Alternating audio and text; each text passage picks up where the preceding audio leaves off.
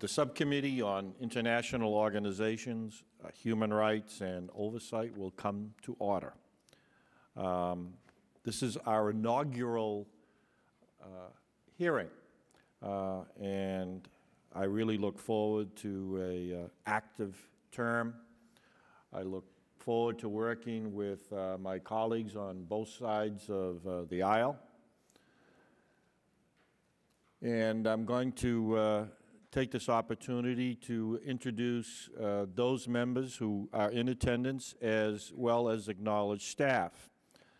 I want to particularly thank Janelle Brown of the full committee staff, who is helping out until our staff associate arrives next week. Janelle, thank you. If you're there, raise your hand, take a bow. We'd be in trouble without you. To my right is Dr. Rossiter, Caleb Rossiter, who will be my staff on this particular hearing. And to his right is the vice chair of this particular committee, a very valued member of the Foreign Affairs Committee, the gentleman from Missouri, Russ Conahan. Russ, it's good to have you here. And to his right is a friend and a colleague who has made multiple contributions to the work of this, not just simply this committee, but to the full committee, as well as to Congress during his many terms, and that's Don Payne from New Jersey. I'm going to introduce majority staff first. Some are sitting in the out there in the audience. Natalie Colburn. Natalie, would you please stand up so folks can recognize you? And Phil Herr, who is detailed with us from the Government Accountability Office, the GAO. And where's Cliff? Cliff Stammerman is to my rear. And of course, Raymer Resende. How could I? Please stand up. I'm really looking forward to working with the former chairman of this committee, the now ranking member. We had a series of hearings during the course of the past term that hopefully proved to be of value. He and I have an outstanding personal relationship, although on occasion we do disagree on policy issues. And that's my friend and colleague from California, Dana Rohrabacher. Dana, why don't you introduce your side of the aisle along with staff? Well, thank you very much. I am actually looking forward to this session. Last time around, there were so many words that we had, and I'm now looking forward to, when you're chairman, to see what we do, and I'm anxious to work with you.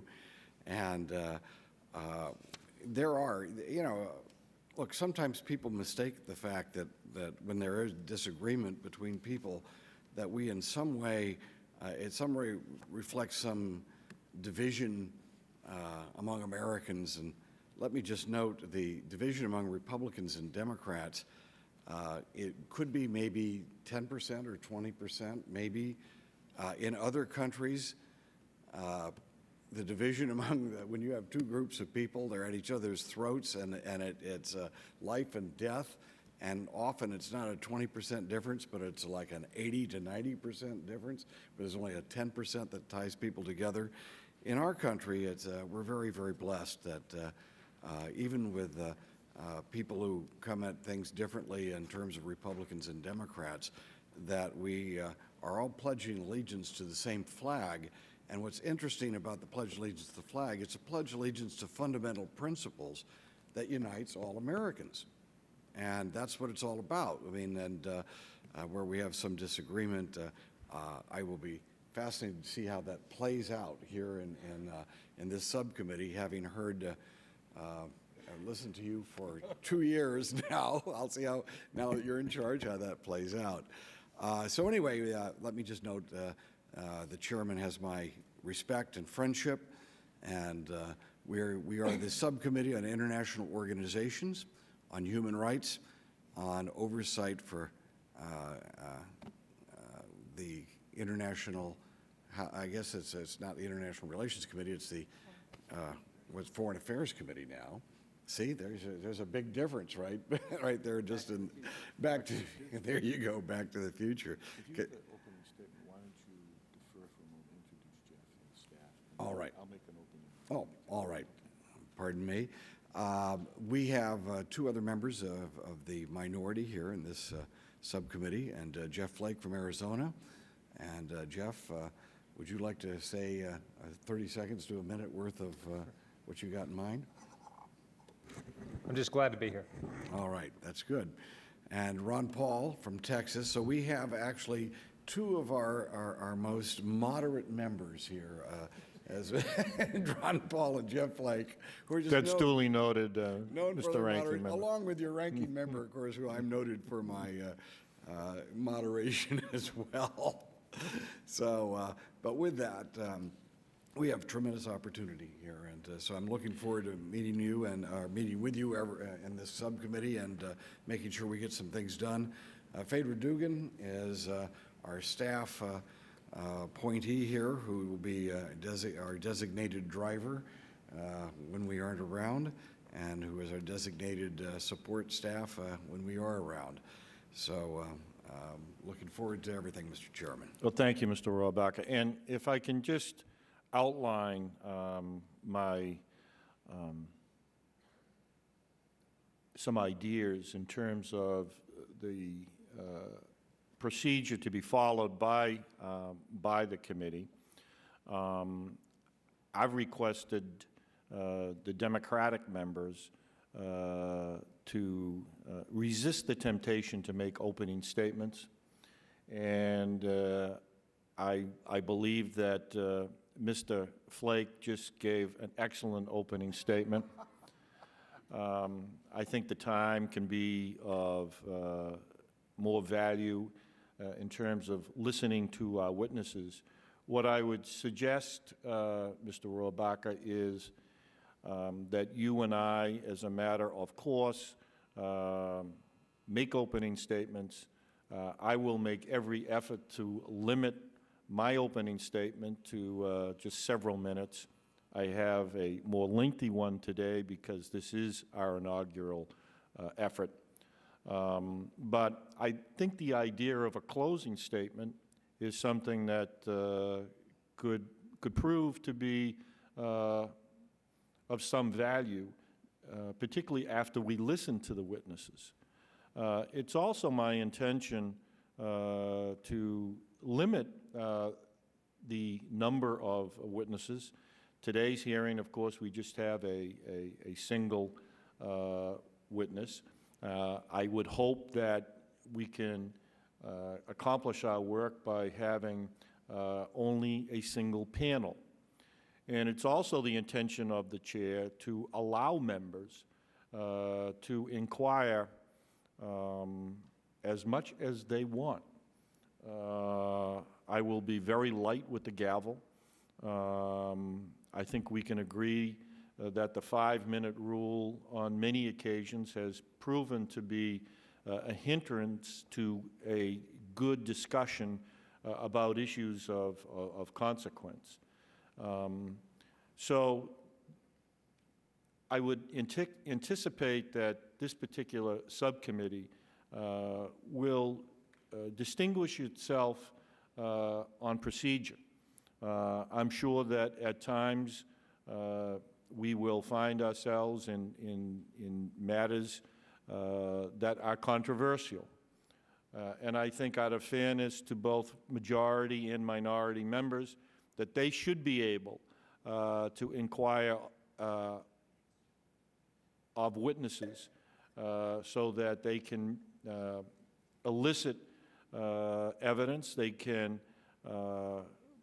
provoke, if you will, on occasion, good, healthy exchanges.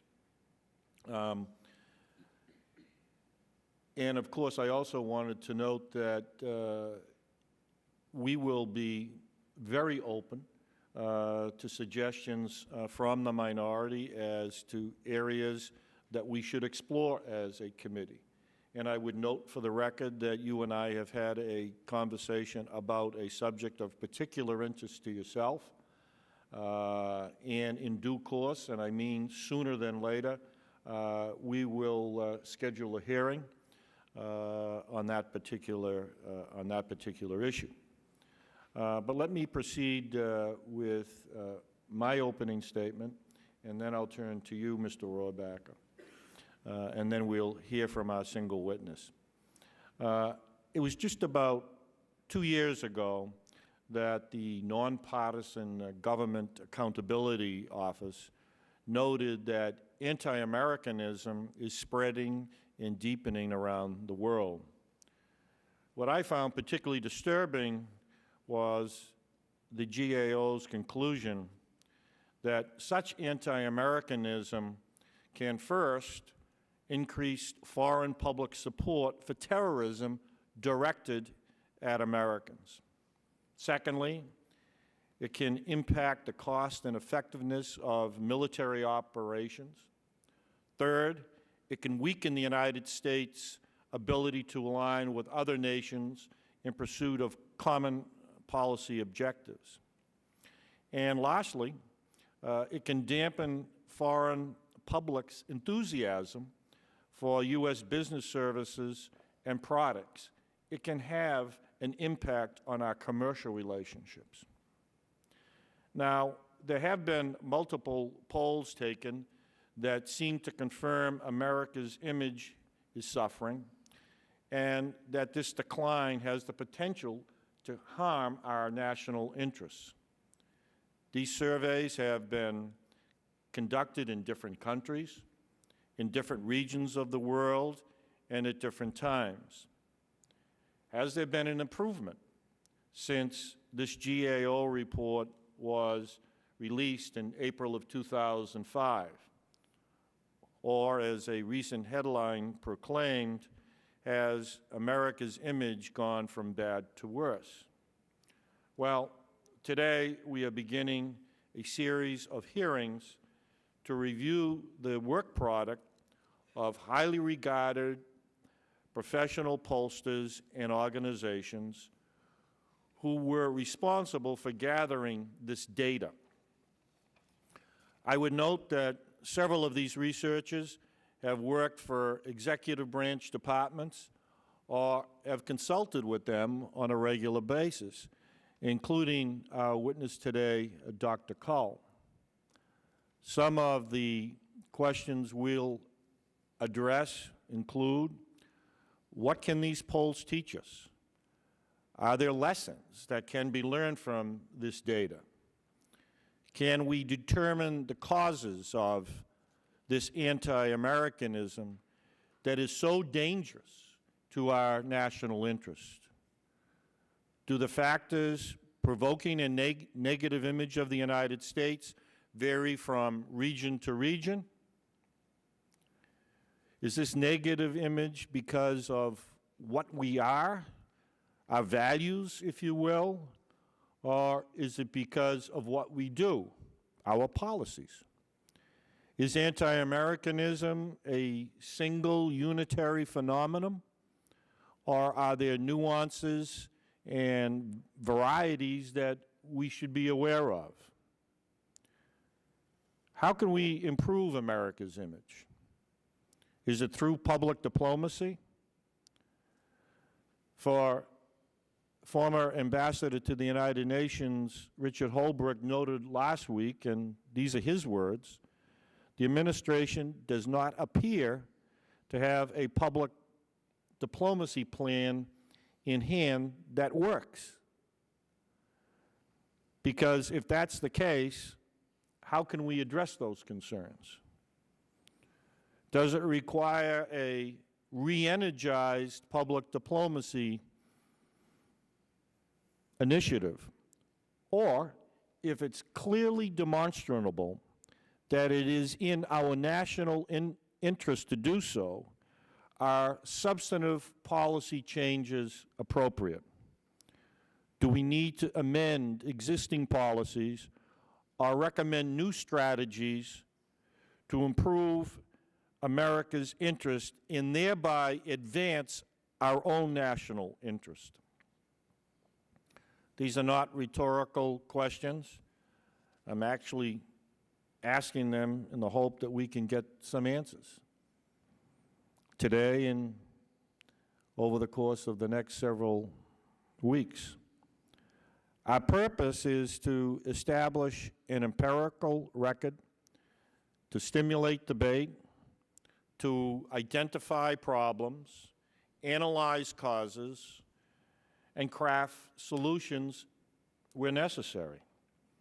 The consequences in this area can be so profound that I believe it's important to begin with a baseline of how our policies are working in terms of global perception, a reality check, if you will, predicated on the facts, not on opinions or anecdotal accounts.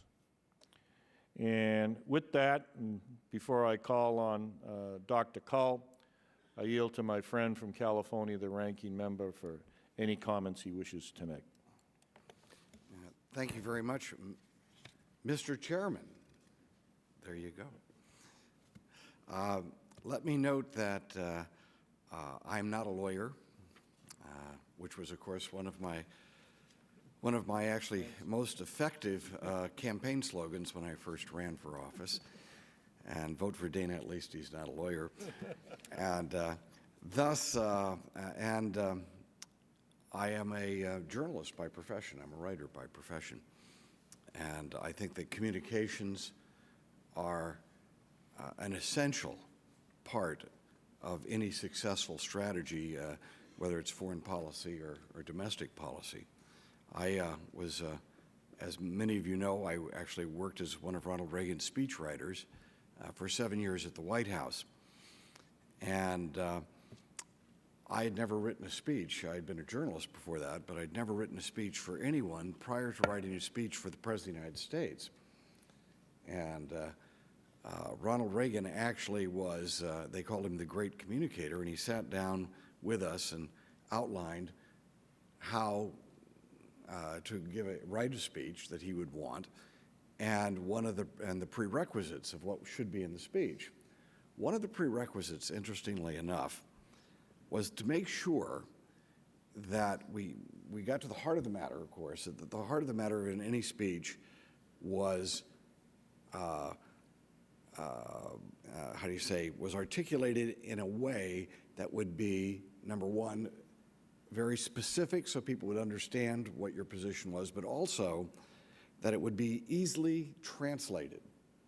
And the President, when he sat down with the speechwriters the very first time, made sure they said, now look, there are people overseas who are not well educated, who have got to understand your words and what we're saying, and they've got to be, so it's not like got to be just understood by the American people, but you've got to actually, if I could say, well, Dana, you've got to make sure that we can translate it so average people overseas can understand what we're trying to say as well.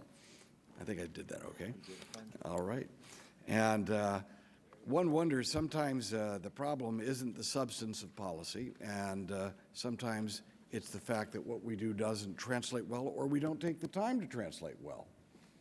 And we got to make sure that when we're advocating what we're advocating, that it's put in terms that the people overseas, not only whether they agree with it or not, at least they fully understand where we're coming from. I think that a certain amount of anti-Americanism and a certain amount of negative feeling towards the United States will always come due to the fact that we are in a leadership position. Great Britain had this same kind of animosity when it was the leading power of the Western world. The United States, being a leader in and of itself, means that you're going to have to take people and force them to do things that they don't want to do, or at least encourage them to do things that they don't want to do now, in order to lead them to a situation where things will be better in the future. And it is always difficult to go through uncomfortable moments of changing the way you do things right now in order to have a better future. That's the definition of a leader, however, is someone who actually encourages people to do that. And thus, at the moment, whatever that moment is, the moment where change is happening, that leader won't necessarily be a very popular leader. Perhaps the best example of that is Abraham Lincoln, who we have the great monument to Abraham Lincoln in this city. He was the most hated president of the United States up until the last 6 months of his presidency. And there was no president who was more hated and vilified than Abraham Lincoln. Well, the United States is taking a leadership position as Abraham Lincoln did. Lincoln freed the slaves, but he did so at a great disruption of the status quo. The United States, now to be a leader, if we are going to defeat evil forces in this world, which seems to be our job as leaders of the Western world, we will have to create the changes in the status quo and all of the irritation that goes with that in order to make sure that we end up where we want the world to be. I would suggest that realizing that people overseas are listening and that enlisting them in our cause, or at least getting them to be sympathetic with us, with what we have to do and what our country is trying to do, should also be an admonition to those of us in public life and those of us who are debating the various issues of the day, that we are mindful that what we say, even during political campaigns, but especially during debate in Congress, that what we are saying is heard overseas, and that if we don't use prudent phraseology, that will cause much damage to our country when that may not be, and is obviously not, the purpose of many members of Congress who disagree with this policy or that policy. So finally, let me note that when we're talking about communication strategy, we are not just talking about substance, but substance is the most important issue, Mr. Chairman. Whether or not the substance of American policy is right, is moral, and that's the way we should go. But today we perhaps also, and we need to focus on what the substance, how that other people believe the substance, but also the polls will indicate whether or not we are effective at our communication strategy over and above whatever that substance is. So, Mr. Chairman, thank you for holding this hearing, and as a professional communicator instead of a lawyer, I'll be very interested in hearing the witness. Thank you.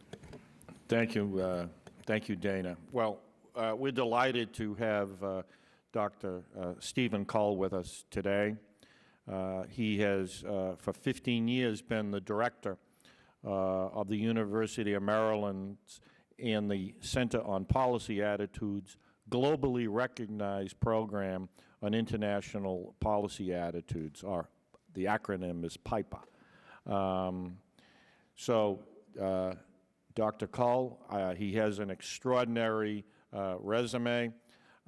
Just let me mention that he has conducted briefings on public opinion for our various government and international agencies, including the White House, the U.S. Congress, State Department, USAID, United Nations, NATO, the German Foreign Ministry, the European Commission. The list goes on and on and on. It suffices to say that Dr. Cull is clearly one of America's premier pollsters, and we look forward to your testimony. Dr. Cull. Thank you, Mr. Chairman, for inviting me here today to speak about world public opinion on the U.S. I'd like to request that my full testimony be entered into the record. For some years now at the Program on International Policy Attitude, we've been studying world public opinion. We conduct focus groups in different countries. We do large multi-country polls, as well as in-depth polls in specific countries, especially Muslim countries. And as often happens in life, I have some bad news and I have some good news.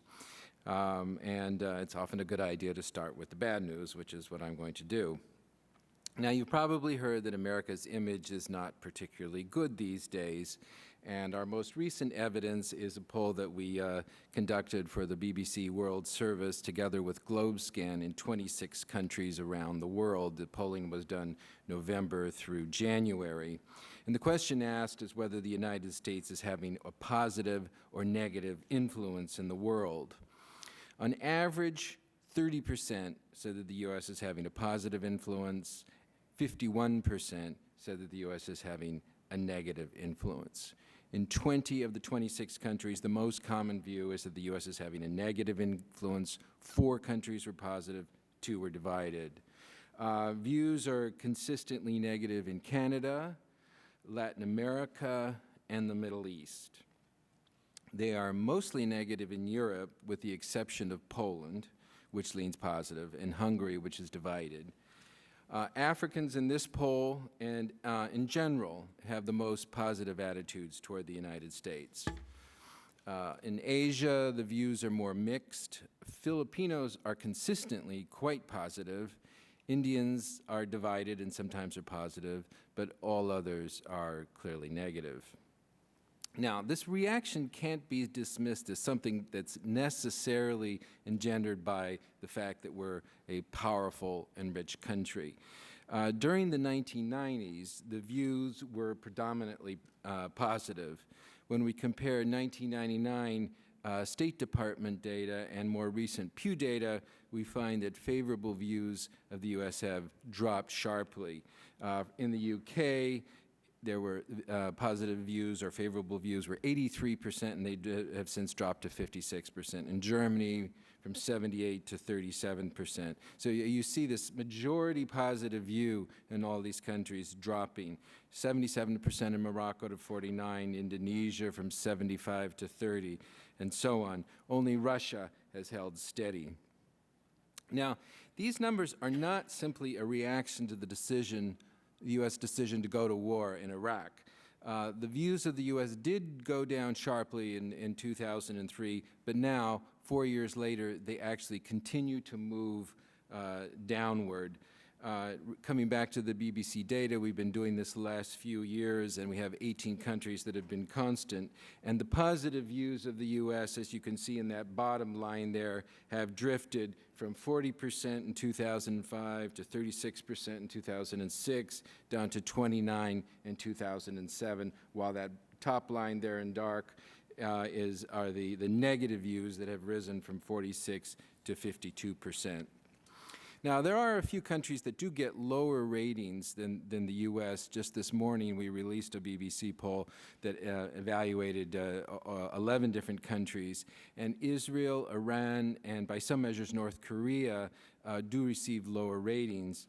But the U.S. is rated far lower than France, Japan, Canada, China, India, and to some extent Russia. Now, these findings are consistent with other polls. Now, but polls that ask people to rate their feelings about the U.S., like on a temperature scale from 0 to 100, a kind of thermometer scale, do you feel warm or cold toward the U.S., do get more positive ratings. For example, 62% of Australians say the U.S. is having a negative influence in the world, but when you ask, how do you feel about the United States as an object, they give a 60-degree response. So they have a warm feeling toward the U.S. as an object, even though they are critical of U.S. activities in the world or their performance in the world. The views of the American people are somewhat more positive than for the country as a whole, and in some countries are very positive. American movies and television get mixed reviews. American science and technology engender substantial respect around the world in the U.S. educational system. But the aspect of the U.S. that elicits the strongest negative feeling is U.S. foreign policy, how the U.S. is behaving in the world. In a 14-country poll that we just did with the Chicago Council, large majorities, and 12 of them said that the U.S. is playing the role of world policeman more than it should be. That's a theme that comes through in our focus groups quite a lot.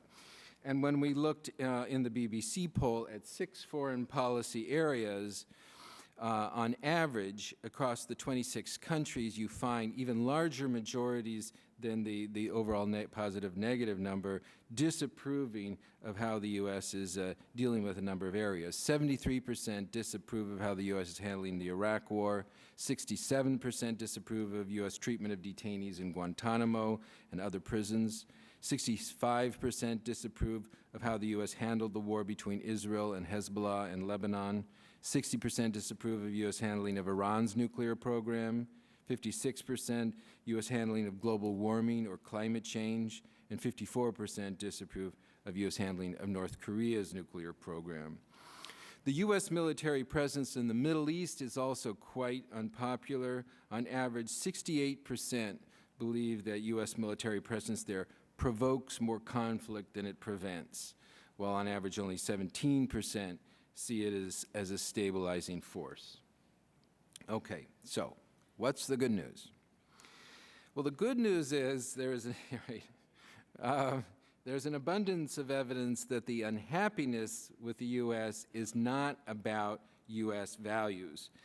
People around the world say that the problem that they have with the U.S. is about its policies, not its values. Even large majorities of Muslims say this in polls that we conducted for the University of Maryland START Center. Most Muslims reject the idea that there is a fundamental clash of civilizations between Islam and the West. Values of democracy and international law are more popular than Al-Qaeda. In the focus groups that we've done around the world, the complaint we hear again and again is not about U.S. values. It is that the U.S. is hypocritical. This is a theme you hear again and again, that it is not living up to its values. Now, complaining that the U.S. is hypocritical is a kind of backhanded compliment, because implicitly they're saying that if the U.S. were to live up to its values, that would be something positive.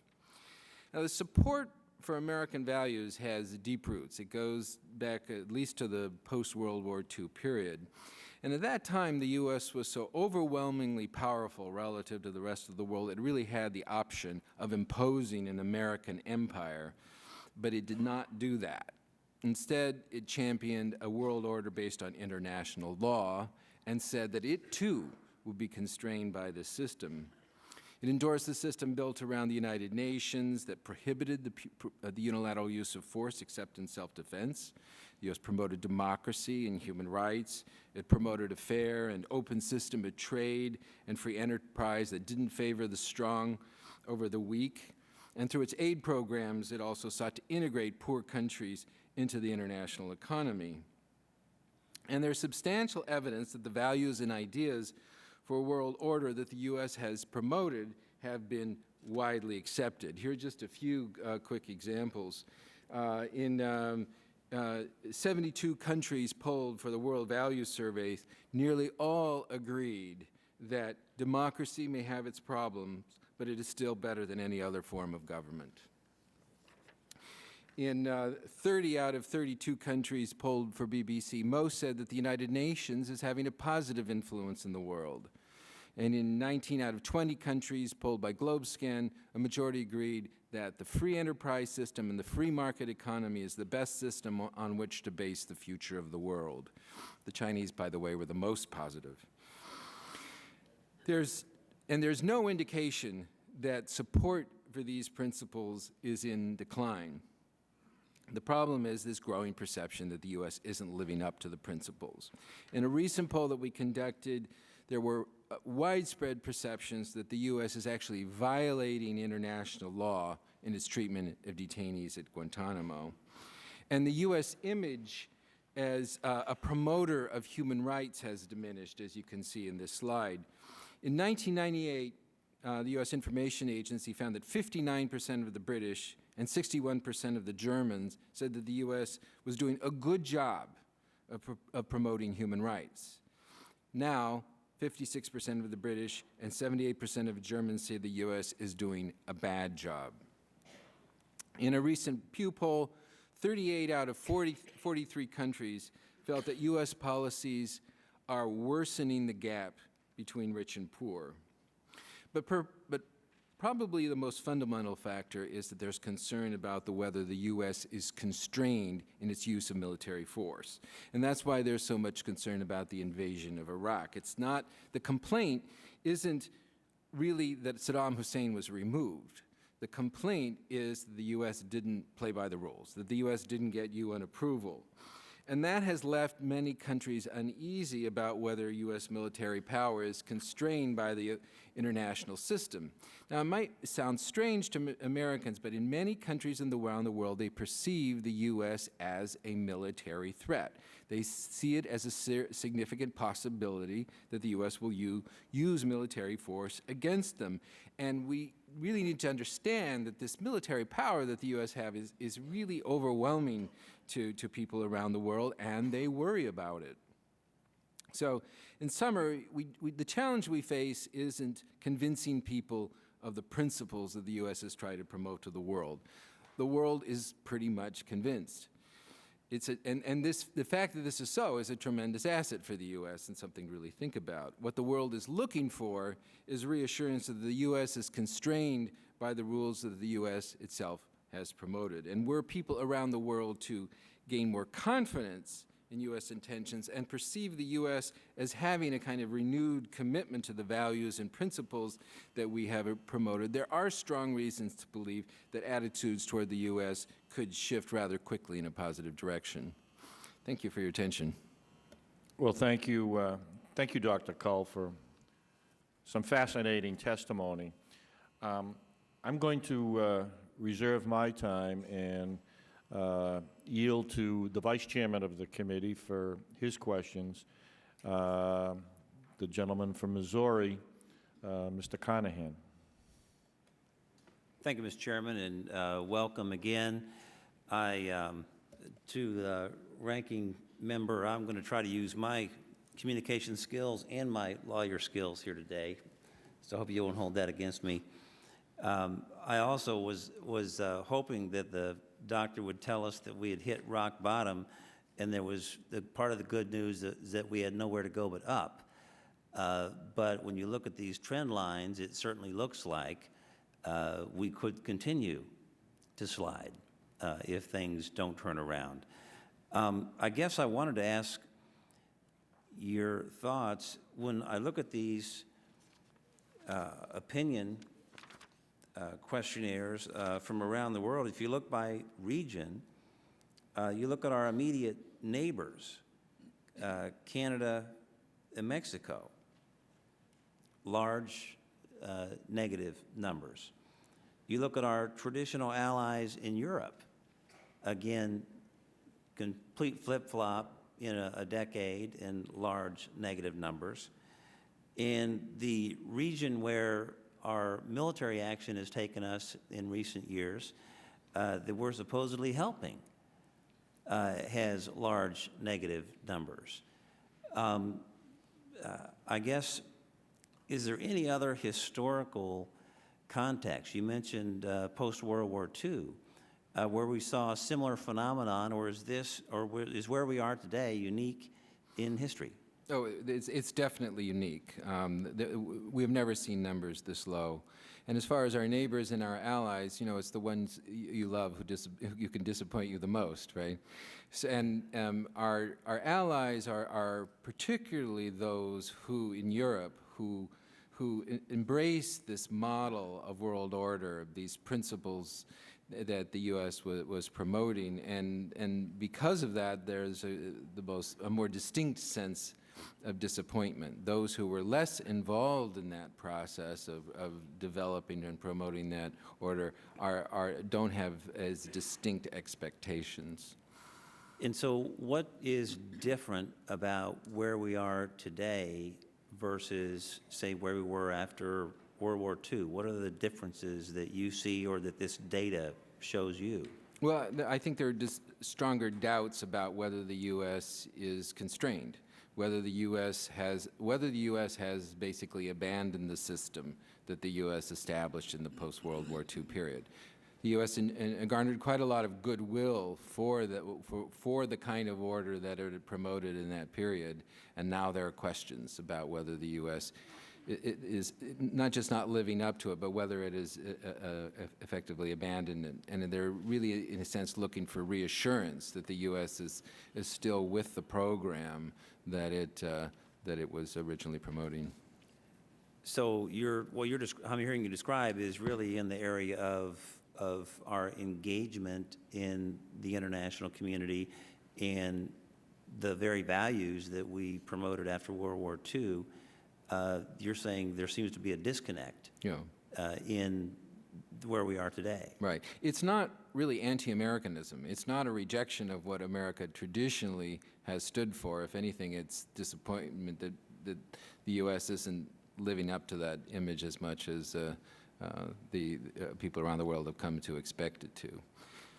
And the particular American principles that you referenced in your chart in terms of democracy, in terms of the United Nations and the free enterprise system, were there other traditional principles that were discussed beyond that? Well, a sense of fairness about the U.S., including other countries in a kind of singular trading system, a singular economy, encouraging other countries, helping them develop, trying to bring them in. And there's some perception that the U.S. isn't playing fair as it did, as much as it did in the past. The other thing I'd like to follow up on, you mentioned there seemed to be a very clear difference between the attitude toward Americans versus the attitude toward U.S. policies. Is that unique as well? In terms of history, I think in the past it was more consonant. And there was Americans and what America represented were more of a singularity. Now it's something you hear very often in focus groups, that we like the people, but we don't like what the government is doing. This distinction is something they really underscore, and it does come through in quite a few polls. It's not that in every poll, large majorities say they like the American people, though in some you do find that. But it's overall a more mixed picture and definitely more positive. Is your polling also indicating a personification of this in our president or the Bush administration? Yes, a lot of it is directed toward the president, the image of the president, which is not real popular.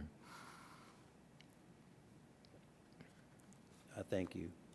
I'll yield back. I call on the ranking member, Mr. Rohrabacher. Thank you very much. During the 1980s, let's say mid-80s, 83 to 85, I've just noticed there's a poll here that suggests that a Newsweek poll showed that 25% of the French approved us. Then I don't know, maybe France may or may not be the best country to use an example. Did that reflect? Was that reflected in other people's disapproval as well in Europe? There's really been no time that for which we have data that shows the level of dissatisfaction with U.S. foreign policy that we find today. Yeah, it's just certainly there are going to be specific countries and specific cases that. It's just that I do remember that during the height of the Cold War, and I was working at the White House at the time, that there were demonstrations, and sure. Every time we tried to counter any move by the Soviet Union whatsoever, public opinion in Europe, in particular Western Europe, was being manipulated. And a huge effort by, as we all remember, that the communists really understood communications. If they knew anything, they knew about propaganda. And you had America being portrayed as the, as the warmonger during the 1980s. I remember that very well. At a time when we were simply trying to counterbalance the intermediate range missiles that the Soviet Union had just put in place in Eastern Europe. And everybody remembers the nuclear freeze movement, which was what? The Soviets dramatically increased their intermediate range of weapons and then called for a freeze, which would, of course, put them in a dominant position. However, public opinion, I don't believe, and I think that's what this poll, Newsweek poll is all about, public opinion in Europe didn't recognize that at all. So again, doesn't leadership in some way, and the tougher the moment, doesn't it lead to, at that moment in history, a very negative view of what would be history might, in the end, consider to be a very important leader and an important stand? Yeah, there have definitely been times when people around the world have been frustrated with certain aspects of U.S. foreign policy. However, throughout those periods, when you actually looked at all of the polling data and got the general public's point of view, it tended to produce a response of, oh, gee, it's not as bad as I expected. When you took the publics as a whole. But that has changed.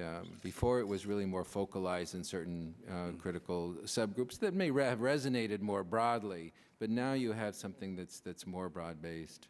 Well, let me note that during the Reagan years, when he decided that we were going to push to defeat communism rather than just try to get by while he was in office, which all our other presidents had done. During that time period, President Reagan was vilified, and his poll numbers were extraordinarily low in Western Europe, until, of course, the Berlin Wall came down, and Ronald Reagan became deified, and now he probably has one of the highest levels of approval of any of the presidents we've had, except for John Kennedy, who, of course, was cut short and was able to remain an ideal in people's mind. So maybe, is it possible that if we are successful in this war against radical Islam, which again is creating all sorts of uncomfortable feelings because you're having to go through a crisis that you didn't necessarily want to go through. That's what leaders do. They put you in a crisis moment to make sure the future's better. Don't you think that perhaps our poll numbers might go up if, for example, radical Islam is defeated, or if after 5 years from now we see a shift in Islamic countries towards a more democratic process rather than towards radical Islam? Nothing succeeds like success.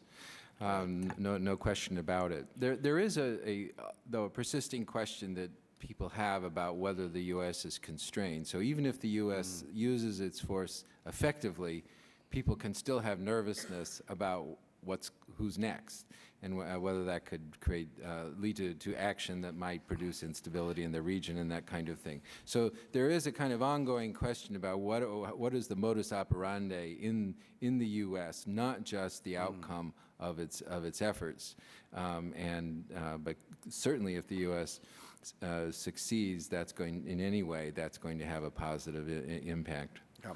And in terms of a negative view in some countries, of course, or not just some countries, but many countries don't have a free press. And do you think it is really possible for us to impact on public opinion in countries where the news media is controlled by the government may be hostile to American objectives? Yeah, that certainly makes it considerably more difficult. Although people in many countries know how to interpret their press to some extent, so it's not that. I mean, certainly North Korea would be an example of one where that control is rather complete. But with the internet now and so on, there's information flows considerably more freely. Which is interesting. Again, back to an historical analysis.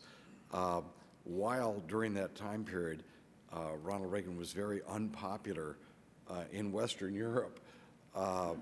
I might add that in Poland and in Czechoslovakia and in Hungary and all of these Eastern European countries that had a controlled press by the communists, public opinion was actually more positive toward the United States. And it continues to be the case. Poland is one of is consistently leans positive toward the U.S. That has drifted downward recently, but they're still on the positive side. In Hungary, as views are divided. Let me note, I think your polling data is fascinating, and I think it is accurate, of course. You've done a good professional job at this, and we appreciate you stimulating the discussion. Thank you. The one thing, it's a couple things, like historically what happens during times of change and crisis. Leaders do get blamed. Abraham Lincoln got blamed. But also, what do you think is the possibility that a lot of public opinion overseas is based on what I call the perfect and ideal spouse concept? You know, when you live with someone every day and you love your wife or your husband, after a while you begin just focusing on maybe some of their bad parts and forget some of their good parts. And then you begin comparing them. I don't know if that ever happens in your family. Yes, I can imagine. But what about the fact that America now is so much part of everybody's life around the world that they're comparing us to an ideal friend or an ideal rather than what may be a real alternative, and what someone, you know, if someone ends up with isn't going to be an ideal spouse anyway. Right. This kind of complaint about the U.S. is a perennial that has been going for decades. The U.S. holds out such high ideals that, yes, it always, to some extent, falls short. But that's been a constant for some decades, and something has happened more recently that is sharper, and where people are showing more genuine nervousness about whether the U.S. isn't just not living up to its ideals, but whether it's actually has begun to depart from them and is actually following some new model of its role in the world. Well, thank you very much. Appreciate this, Mr. Chairman. Yes, and now yield to the gentleman from New Jersey, the chairman of the Subcommittee on Africa, Mr. Ping. Thank you very much. I really find your your information very enlightening and very interesting. It's amazing to find out that other countries really fear the United States, as you mentioned, with this overwhelming power that we have. I think we probably spend more on military in 1 year than all the other countries in the world, including China and Israel and all the rest, maybe in 10 or 15 all put together. So that the tremendous amount of money that we're spending, $600 billion annually on defense, is something. I first felt that, and it was kind of surprising to me, back in 1967, I traveled through Russia in the back parts, down the Don River and Volga River, and way back in the rural parts on a boat. And in every place we were able to find kind of literature, the Russian people had this, the people, the government evidently forced it on them that this imperialistic group was going to come and really take it. And it was so surprising to me because, you know, being a good American citizen, I had this very positive image of us, and those poor Russian people were scared to death of U.S. coming in because they lost so many people in World War II. And they really, and that was the first time I saw the other side of how people feared us, because we are always the ones that are uplifting the world and helping everybody, and we're truth and so forth. I just have a couple of questions. I wonder, do the average person, evidently they do know something about Kyoto and climate change and our refusal to have shared sacrifice, that kind of thing. You know, we still got to have the air conditioning. Don't care what about the ozone layer.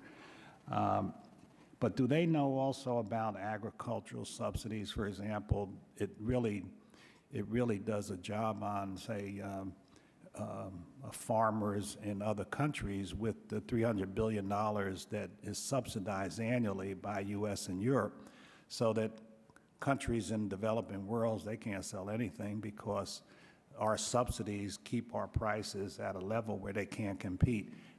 Does that kind of get into it too, or do they know much about the Doha rounds and the Uruguay rounds and that? We don't really know. I wish we did. But We do find evidence that there's a perception that the U.S.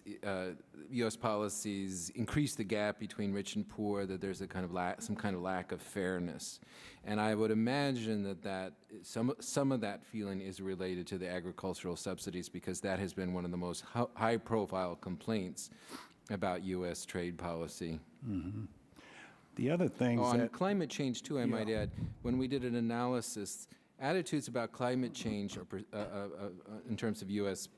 Foreign policy were a powerful driver in affecting the overall attitude about a U.S. role in the world, to an extent that surprised us. I don't know how many people know about Kyoto, but there is some kind of perception that the U.S. isn't somehow doing its part in addressing the climate change issue. Mm-hmm. There's also, you know, there's some of these international positions that we want just for America, for example, and I wonder if that has a way of working stuff down. For example, the International Criminal Court, we say no, it should not be, only because, you know, we don't want to fall under ICC indictment, for example, or even in more particular Article 98, which is the Article of Rome where U.S. Wants our military to be excluded from the rest of the world. And if you don't sign a waiver to Article 98 in countries, you cannot have U.S. Training or military or even some kind of human, other kinds of assistance. And so a number of our best friends, like the Barbados and Jamaica and South American countries, even Kenya, which has the most positive policies to the United States in any country in the world. American military planes can land in Kenya, just say we're coming in. No place in the world you can do that.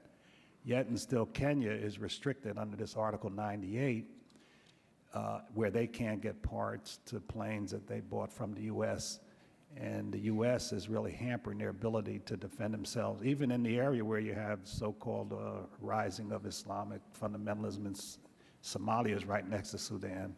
We want Kenya, Somalia is right next to Kenya. We want Kenya to keep an eye on them, but we won't sell them the parts because they won't sign Article 98. Now, some of these policies are just, you know, create. One last one like that is in the Caribbean now. You know, you could go to Bermuda and those places with just showing a driver's license or whatever. Now, the U.S. is requiring a passport to go to their country because they want you to have a passport to come back. These U.S. citizens, so they're saying, you know, we've got all these regulations now. Our ports, we got to spend all this money building up the ports on terrorists. We got no terrorists. So we're the recipient of the hatred of the United States, and it's costing us tourists now. They got to have a passport to come. We don't care if you have a passport or not. Just come and go back where you came from. Just leave, you know, some money. But now it's hampering all those things. So I guess collectively, these little things kind of, a little thing over here, a little thing over there. The U.S. sued Britain on bananas because they said that Chiquita Banana, American company, didn't want the Lomé treaties that gave a preference to these little teeny islands that all they do is sell bananas. So Britain said, well, we'll buy them same price as we buy Chiquita, you know, even though they're not as pretty. The U.S. sued the Caribbean countries, so now they've got no more banana trade because Chiquita just wants to sell them all, and they're in South America, you know. So I just wonder if a little bit here and a little bit there, I guess, is the question, because these policies really, when a little guy who used to grow some bananas, that's all they can do in that country, and now they go do nothing, and it's now drugs are coming in, and they just, you know, they're losing out. I guess these are kinds of the things you're talking about rather than the values of American people, right? I don't know what the specific attitudes are on the banana issue, but again, we find this perception of that the U.S. is pursuing, plays a kind of hardball, that the U.S. doesn't always take into account the needs of other countries that may not be as strong as the U.S. The International Criminal Court, the U.S. not participating in that, goes along with this image that the U.S. isn't willing to be subordinate to the rules that it has promoted for others to be subordinate to. And so this theme of a lack of reciprocity comes up in polls and in focus groups, a perception that the U.S. sees it as a kind of special case, that the rules don't apply to it the same as to other countries. And this bothers people, and it is the kind of thing that just spontaneously comes out of them in focus groups. Okay, I just got two quick questions, and they're only going to take a half a second. One, the age bracket, do you find more anti-Americanism in the younger people or the older people, like in Korea? The old people know we saved Korea from the communists, or some younger people saying, well, you know, we're Koreans, North and South, why can't we all get together? Have you been able to find a divide? The short answer is no, that there aren't really distinct differences. There are things, younger people are more responsive to American culture and outside influences in general, but there's not a real sharp difference in terms of general U.S. foreign policy. And just finally, the places where you have the most positive attitudes toward the United States is really the places that we really ignore the most, like Africa. You know, I've been trying to get, you know, the U.S. to look at Africa, its potential and all that, and still people love America. They really wish we would pay some attention. I mean, we haven't built a school in Africa, and I don't know when, so the Saudis go in and they'll build them and they'll put their teachers in, and then we wonder.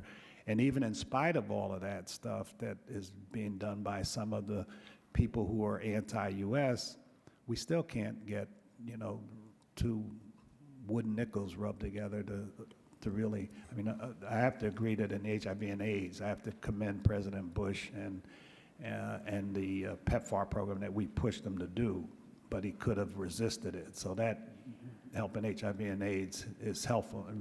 Certainly far from enough, but it's much more than what we saw before the PEPFAR program. Well, these numbers in Africa do show how much foreign aid can be helpful, because that is a significant part of how Africans perceive the United States. Also, corporations coming in and setting up companies and stimulating the economy, all that has a positive association, and Africans in polls say that they have these positive views, and it seems that's their image of the U.S. more than how it uses military force or what its trade policies are at a more abstract level. They know about some jobs that have been created by some efforts by the U.S., and that's definitely a positive. Thank you very much. Thank you. Thank you, Mr. Payne. And I now go to the distinguished gentleman from Arizona, Mr. Flake. Thank you, Mr. Chairman. I want to follow up on the Africa question. Have you seen other polling? I know this only includes Kenya and Nigeria, but is this shared continent-wide for sub-Saharan Yeah, Africa? we have done some polls of 8 to 10 African countries, and this sort of general sentiment does come through throughout sub-Saharan Africa. You mentioned that trade is more abstract, that people don't see that as much as foreign aid, but And investment. in this case, though, we, through AGOA and AGOA 2, have created more of an atmosphere where trade and investment can take place. I mean, I'm not. Yes, and I think that probably contributes to the positive view. Okay. Let me just move briefly to, we do have some programs over at state, some of which are authorized. Authorization has gone out. Boards and commissions to help the U.S. Craft a better image across the world. What is your opinion on commissions like these, on advisory boards, others from the private sector to come in and advise our government agencies on what, in terms of both policy and style, I guess, to better our image? Well, I think probably any reflection on the problem is helpful. I would just encourage those commissions to include some information about general public opinion as well, because the information that passes through governments or the kinds of elites that many American leaders, corporations, and so on deal with may or may not be truly representative. But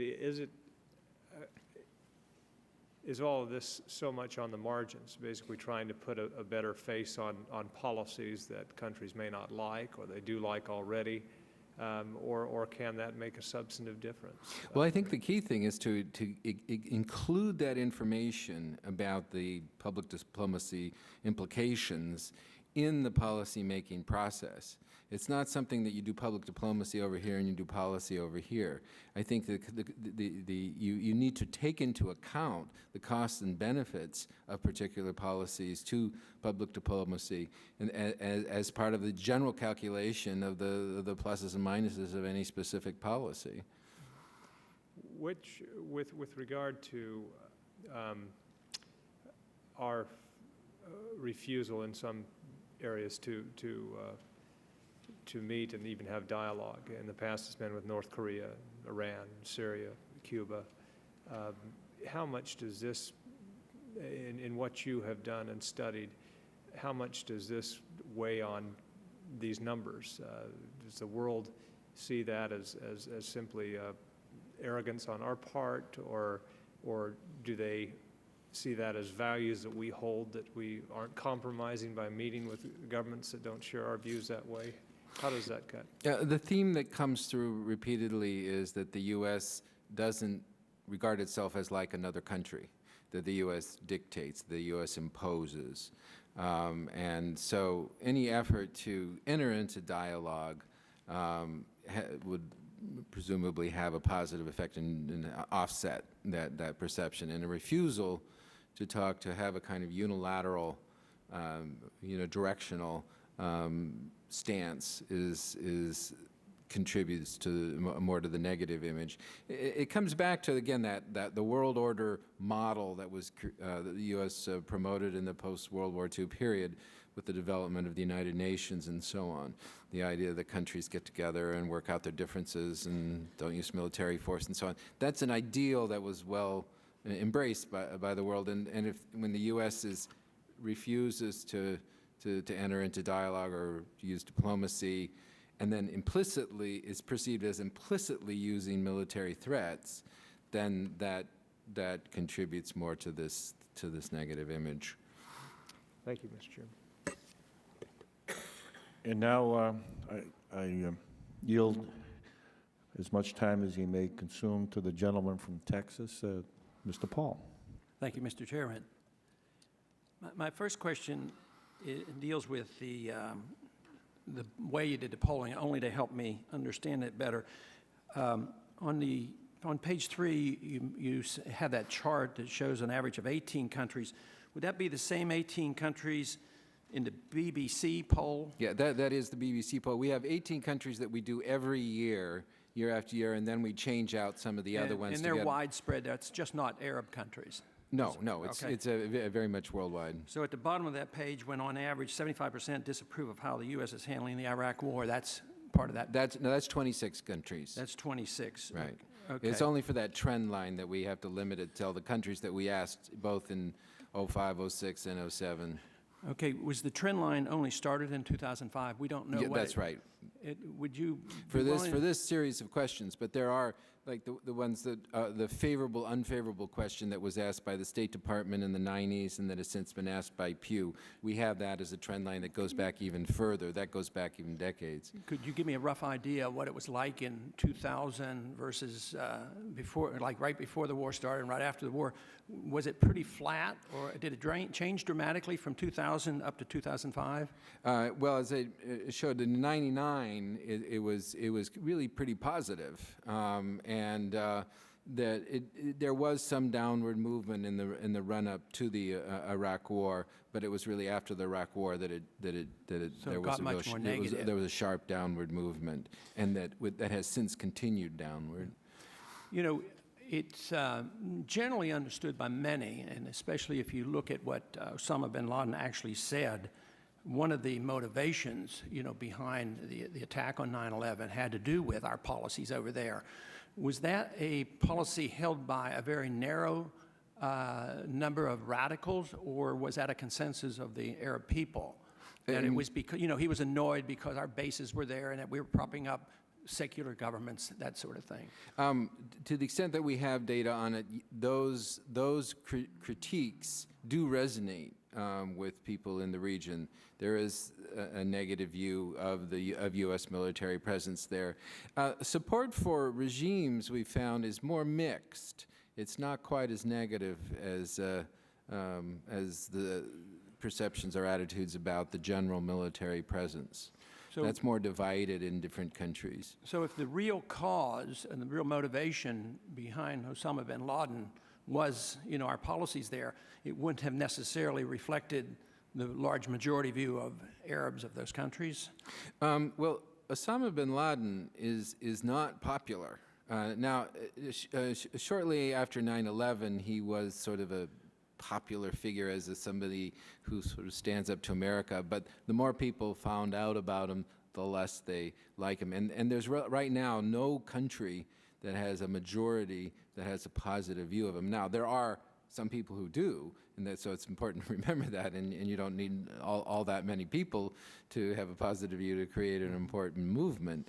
But it's the general, his general orientation in terms of the use of terrorism or attacks on civilians and so on, that combination of that technique or that method in conjunction with those points of view are not popular, though a fair number of the things that Osama bin Laden says do resonate, and the military presence probably being being one of the strongest, the Israeli-Palestinian issue, support for Israel, of course, being very big as well, and a kind of there is a resonance with the general view that the U.S. is in some way trying to weaken and divide Islam, even that the U.S. is trying to promote Christianity in the Middle East. These arguments do resonate, and we really do have work to do to counter some of these perceptions. Now, the polling shows that 75% disapprove of how the U.S. is handling the war, which sounds more like a tactical problem rather than a strategic or overall policy problem. Does it ever show up that people even think about the fact that we got engaged in Iraq as a preemptive war rather than a defensive war? I think it shows up that they don't like our inconsistencies, that we're hypocritical. But does the subject of preemption ever come up, or is that sort of too vague for for the general population to understand that? There was polling before, in the run-up to the Iraq War, that found that majority saying that if the U.S. got UN approval, that would be okay. That would make it all right, but not without UN approval. So the idea of the U.S. making that kind of decision, the perception was that the U.S. did not have the right to do it. The U.S. did not have the right to act preemptively relative to Iraq. So it seems like the large number of people, the majority, are very interested in the rule of law. Today it seems like the rule of law would be satisfied worldwide more if we followed international law and UN law. Of course, to me, sometimes that's disappointing that we look for the authority at the United Nations rather than the proper authority here where Congress is supposed to make those decisions. But that I think is beyond the scope of this particular discussion. But in many ways, I think that gets to the heart of the problem about how we go to war. And it's interesting that they did want the rule of law to work.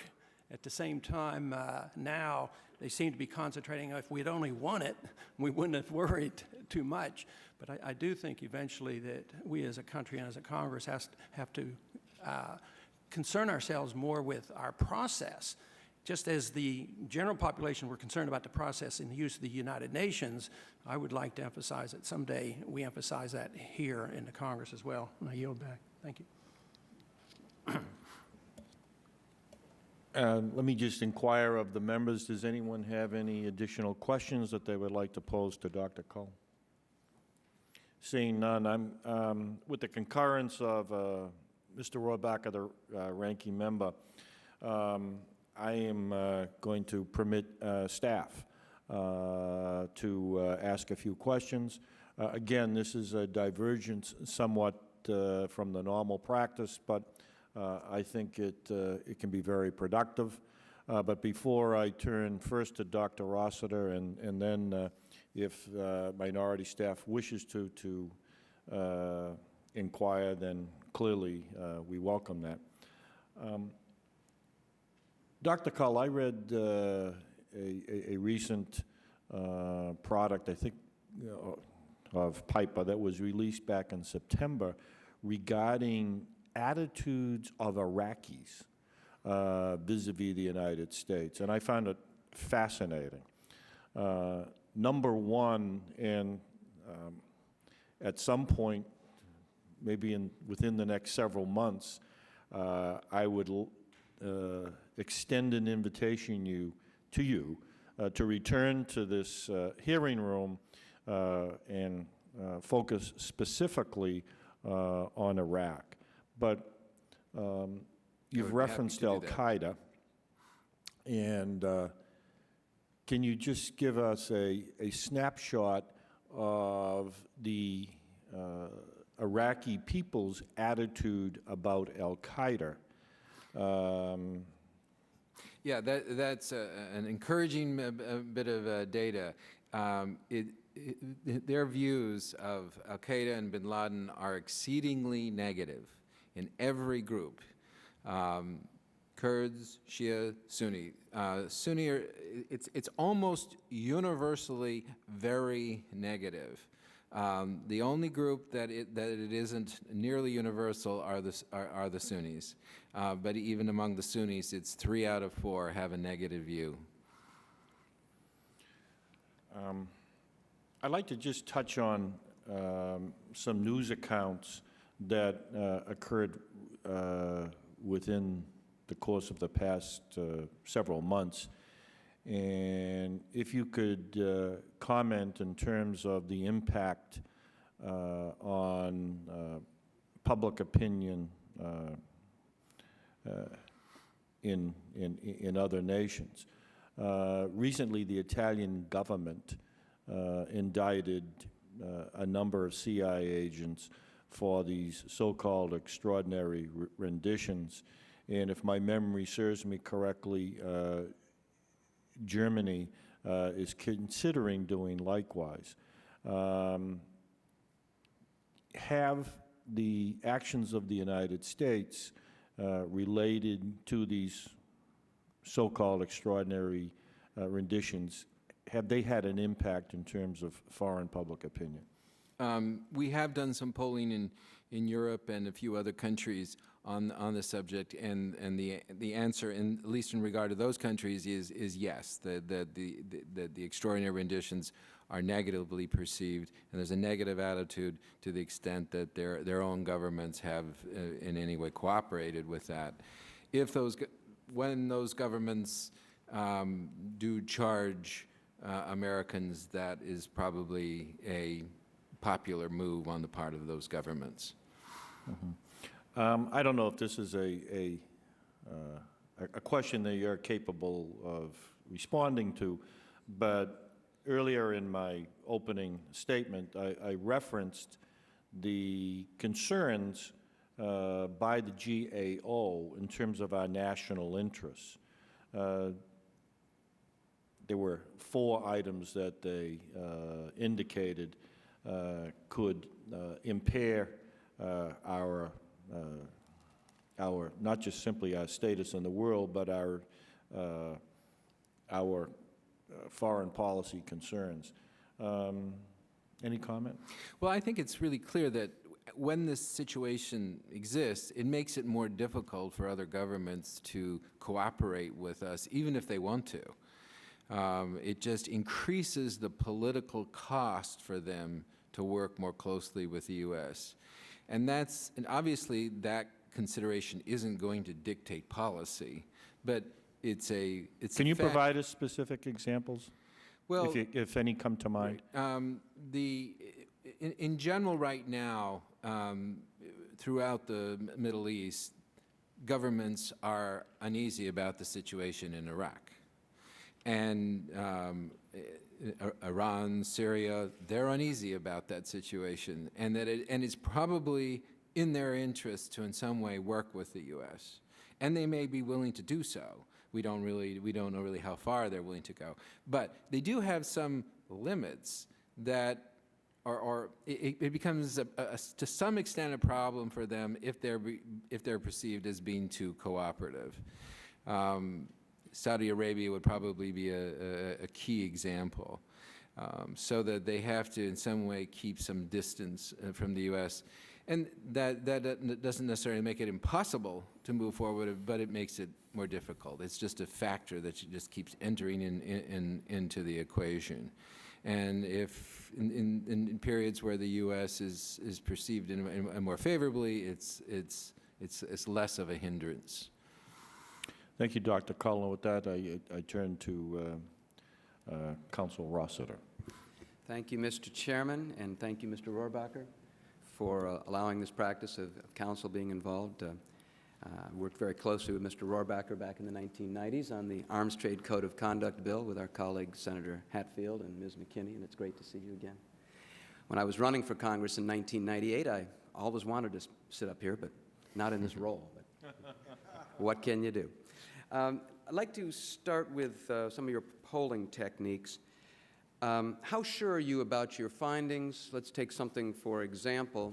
You've got 72% of Nigerians seeing mainly positive influence. How large a sample do you typically take? How sure can you be that you're representing overall opinion in a country like Nigeria where the government can't even count how many people they have? How do you do a random poll to let us know whether this number comports with reality? Right. The sample size is generally 1,000. Which gives a margin of error plus or minus 3%. In some of the developing countries, we are limited to polling in the urban areas. I can't remember particularly about Nigeria.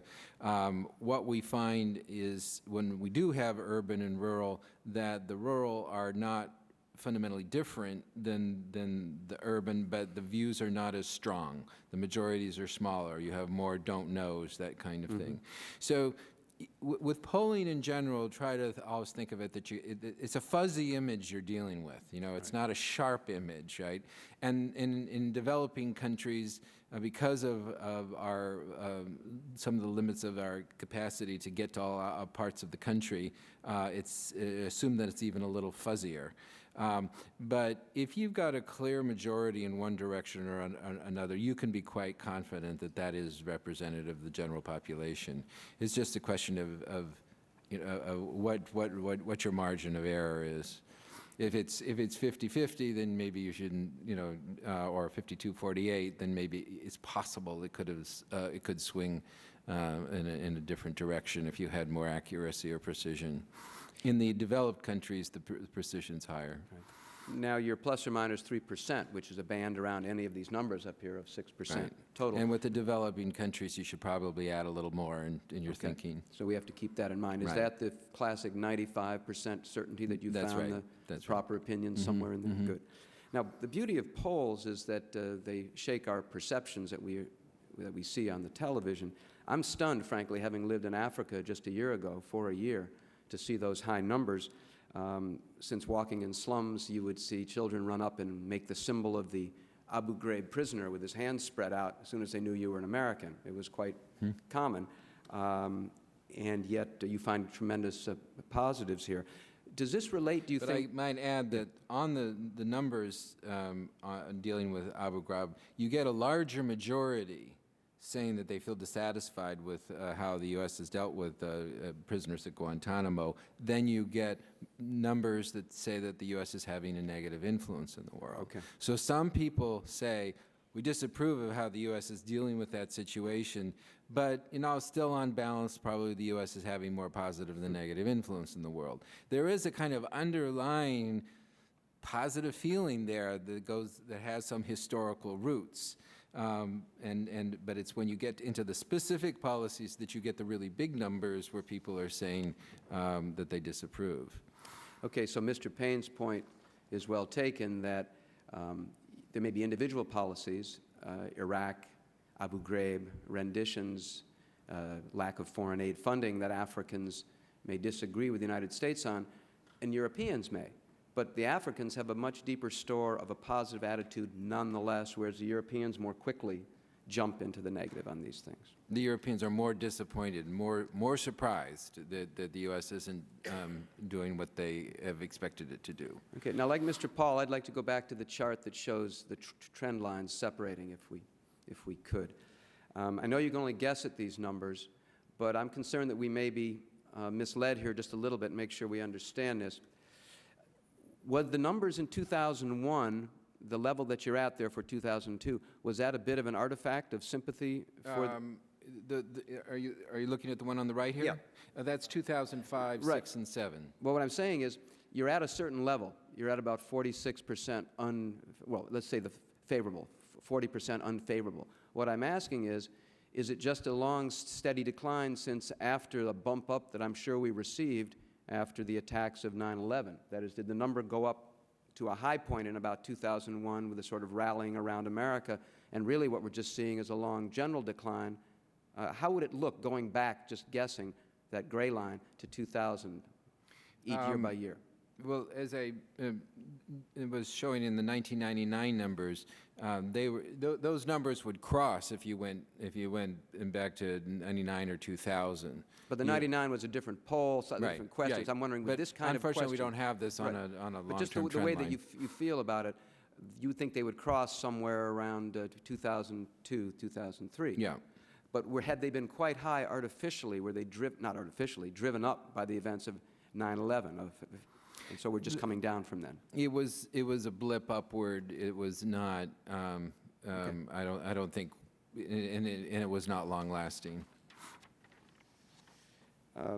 My last question has to do with the phenomenon that I also perceived living in Africa. I was stunned always to find people from all walks of life agreeing that the United States might invade them. And it was a reason for their military budgets. The South African government would say, oh, we need to buy these new modern weapons because you never can tell. And I would say, are you crazy? But what do you see about that? Are there real perceptions around the world that we could be perceived as a threat even to allied countries, particularly in the former colonial world? Yeah, I find that a surprising finding as well, that even in Kuwait, even in Turkey, majorities say that they perceive the United States as a military threat to their country. Now, in a way, this is just a kind of existential reality that the U.S. is so powerful militarily.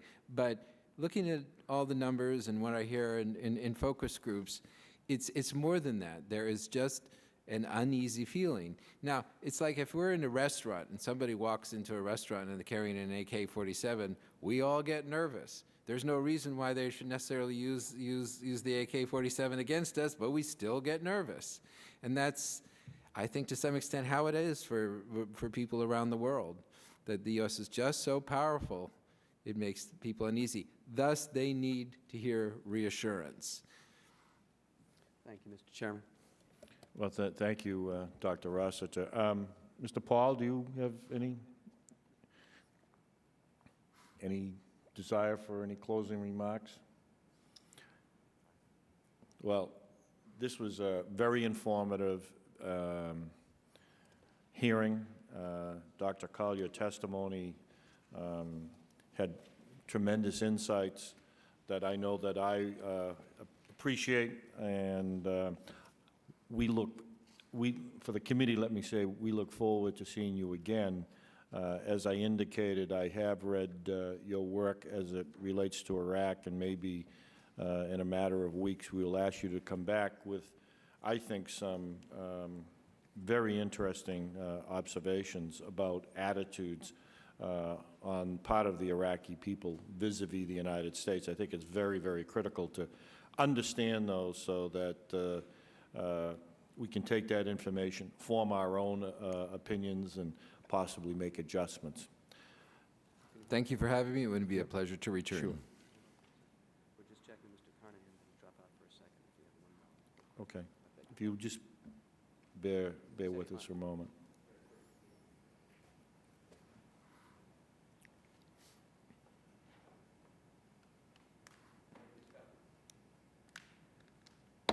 We're adjourned. Thank you.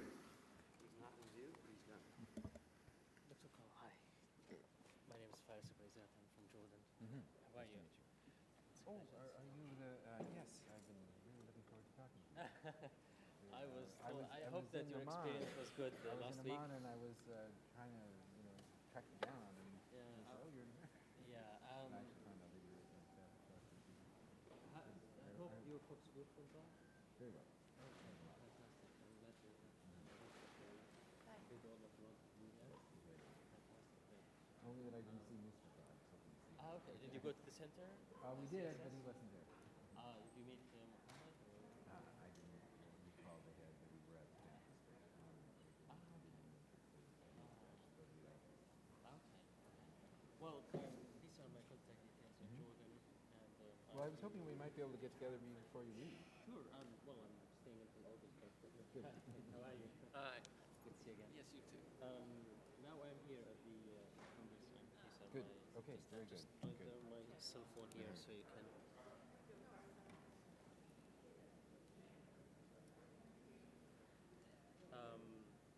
I would like to meet and talk. Good.